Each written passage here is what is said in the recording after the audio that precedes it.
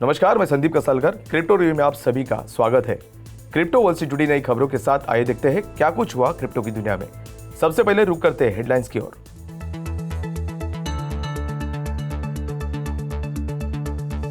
India का GST panel crypto currency पर लगा सकता है 28% टैक्स। एलएफजी ने स्टेबल कॉइन पे के लिए बीटीसी और यूएसडी में $1.5 बिलियन का दिया लोन। क्रिप्टो करेंसी में देखने मिली गिरावट। बिटकॉइन ने जुलाई 2021 के बाद से सबसे निचले स्तर पर किया ट्रेड। मार्क जुकरबर्ग ने कहा इंस्टाग्राम इस हफ्ते से करेगा एनएफटीज की टेस्टिंग। ईयू के प्रतिबंधों के तहत रशियन यूजर अकाउंट्स को ब्लॉक करेगा कॉइनबेस।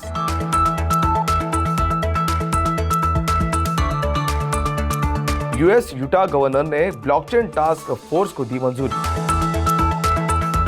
जापान के एसबीआई मोटर्स ने बीटीसी एक्सआरपी पेमेंट्स के लिए किया समर्थन।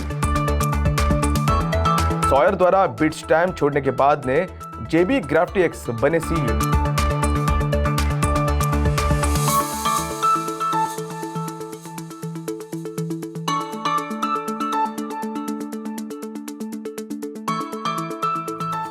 अब देखते हैं खबरें विस्तार से।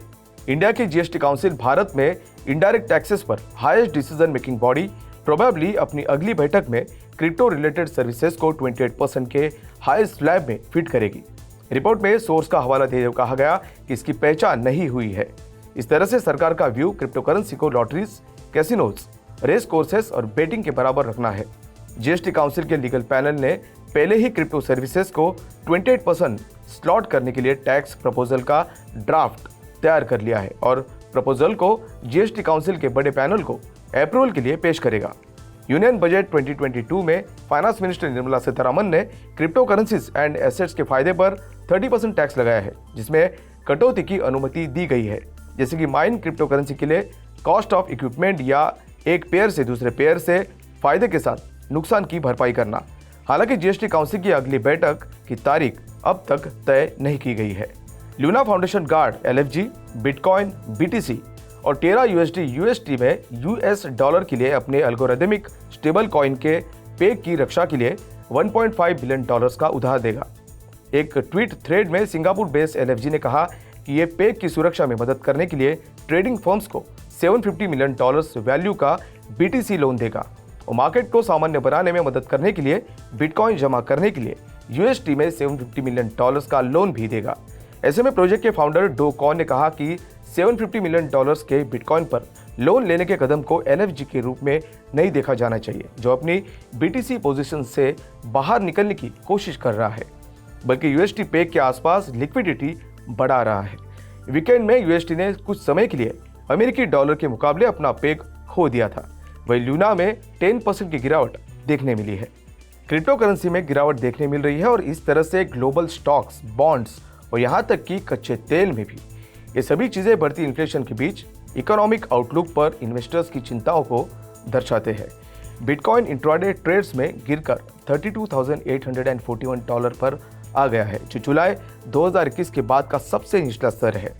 पिछले हफ्ते के बड़े उतार चढ़ाव के बाद इस हफ्ते के लिए एक ऑमिनस स्टार्ट की ओर इशारा करते हुए अमेरिकी शेयरों में सोमवार को गिरावट देखने मिली है।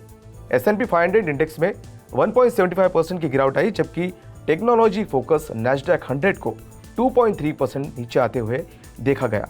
Dough Jones industrial average index को 1.2% नीचे आते हुए देखा गया। Crypto fear and greed index, जो इन्वेस्टर्स के बीच सेंटीमेंट को ट्रैक करता है, वो 11 के स्कोर को फ्लैश कर रहा है, जो बहुत ज्यादा डर को दर्शाता है। इस बीच बिटकॉइन को हाल ही में पिछले 24 घंटों में 4% से ज्यादा नीचे आते हुए $33,000 पर ट्रेड करते हुए देखा गया।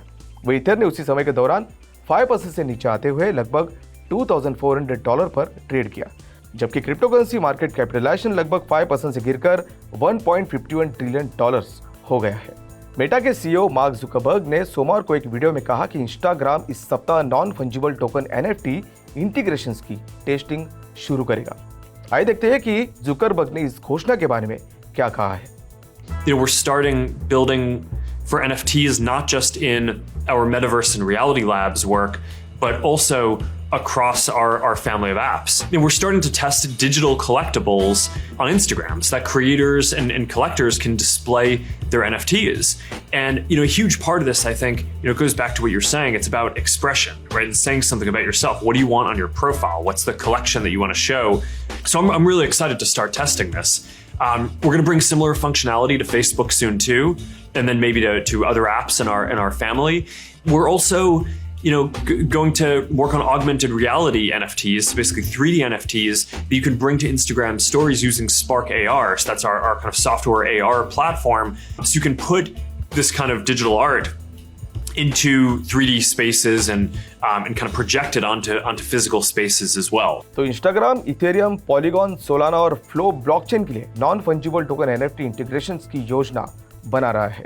कंपनी का कहना है कि वो अपने स्पार्क AR सॉफ्टवेयर के साथ 3 डायमेंशनल ऑगमेंटेड रियलिटी वाले NFT पर भी काम कर रही है, जो पहले इंस्टाग्राम स्टोरीज के अनुकूल होगा। कॉइनबेस क्रिप्टो एक्सचेंज ने कुछ रशियन अकाउंट्स को लेटर्स भेजे हैं।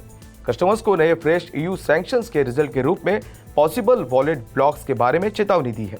सोर्सेस के मुताबिक ट्रेडिंग प्लेटफॉर्म ने उन यूजर्स को अपना पैसा निकालने के लिए 31 मई तक का समय दिया है।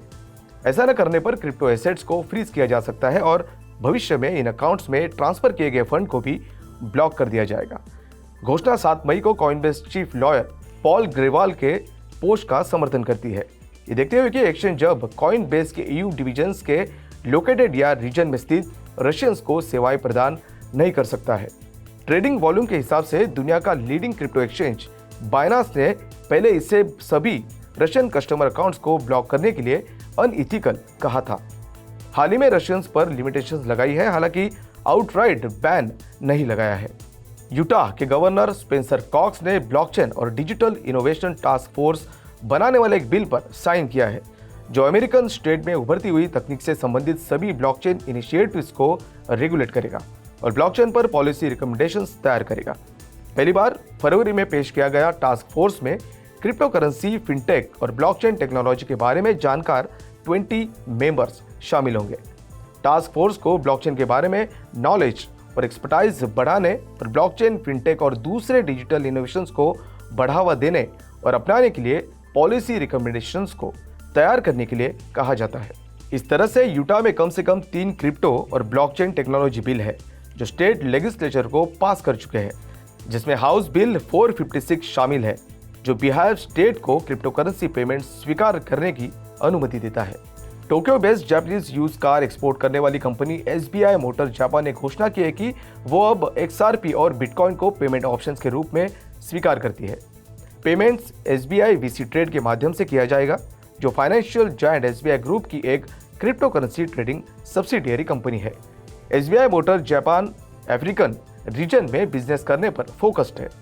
अपनी घोषणा में SBI ग्रुप ने अफ्रीका में बढ़ती क्रिप्टो करेंसी अपनाने पर प्रकाश डाला। बता दें कि पिछले मार्च में SBI मोटर जापान ने टैंजानिया में अपना पहला ऑफिस एस्टैब्लिश किया है। यूरोप के सबसे पुराने क्रिप्टो करेंसी एक्सचेंजेस में से एक बिटस्टैम ने जूलियन सॉयर के बाद कंपनी के नए ग्लोबल चीफ एग्जीक्यूटिव ऑफिसर के रूप में जीन बैप्टिस्ट ग्राफ्टियो को नामित किया है। जूलियन ने यह फैसला दूसरे अवसरों का पीछा करने के लिए लिया है। पेपाल और ईबे में 1 दशक से ज्यादा समय से काम कर रहे ग्राफ्टियो अपनी एलिवेशन से पहले बिटस्टैम के यूरोप CEO के रूप में वर्किंग थे। आज के लिए बस इतना ही। क्रिप्टो वर्ल्ड से जुड़ी नई खबरों के साथ बने रहिए क्रिप्टो टीवी के साथ। तब तक के लिए मैं संदीप कसालकर आपसे विदा लेता हूं। नमस्कार।